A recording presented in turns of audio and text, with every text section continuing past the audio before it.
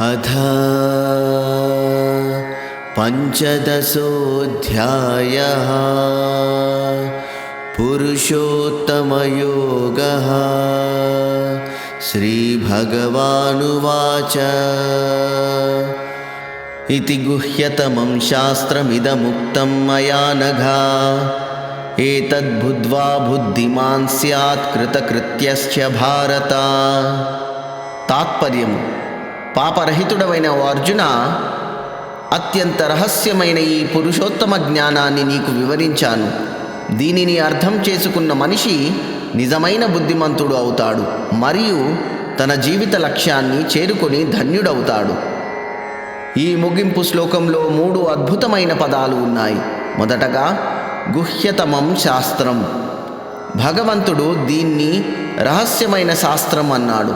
ఎందుకంటే ఇది కేవలం చదివితే అర్థమయ్యేది కాదు, అనుభవపూర్వకంగా భక్తితో తెలుసుకోవలసింది. 15వ అధ్యాయము కేవలము 20 శ్లోకాలే ఉన్నప్పటికీ ఇందులో వేదాల సారమంతా ఉంది. అందుకే దీన్ని గీతలో ఒక ప్రత్యేక శాస్త్రంగా పరిగణిస్తారు. రెండవదిగా బుద్ధిమాన్. లోకంలో ధనం సంపాదించేవారో గొప్ప చదువులు చదివిన వారో బుద్ధిమంతులని మనం అనుకుంటాం. కానీ కృష్ణుడు ఏమంటున్నాడంటే, ఎవడైతే తన మూలాన్ని తెలుసుకుంటాడో అతడే నిజమైన బుద్ధిమంతుడు. ఎందుకంటే అశాశ్వతమైన లోకంలో శాశ్వతమైన దైవాన్ని పట్టుకోవడం కంటే గొప్ప తెలివితేటలు మరొకటి లేవు.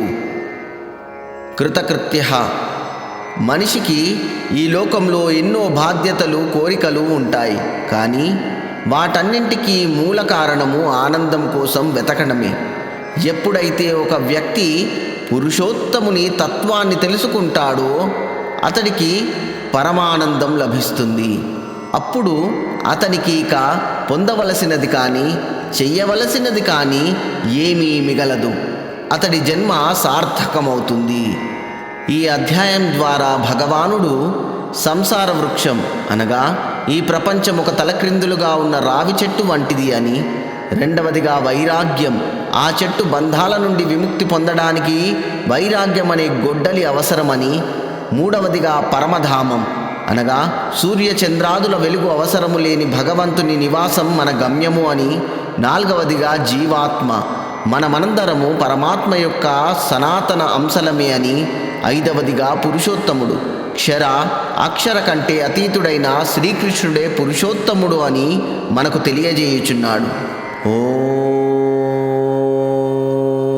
తత్సదితి శ్రీమద్భగవద్గీతాసు ఉపనిషత్సు బ్రహ్మ విద్యాయాం యోగశాస్త్రే శ్రీకృష్ణార్జున సంవాదే పురుషోత్తమ యోగో నామ పంచదశోऽధ్యాయः।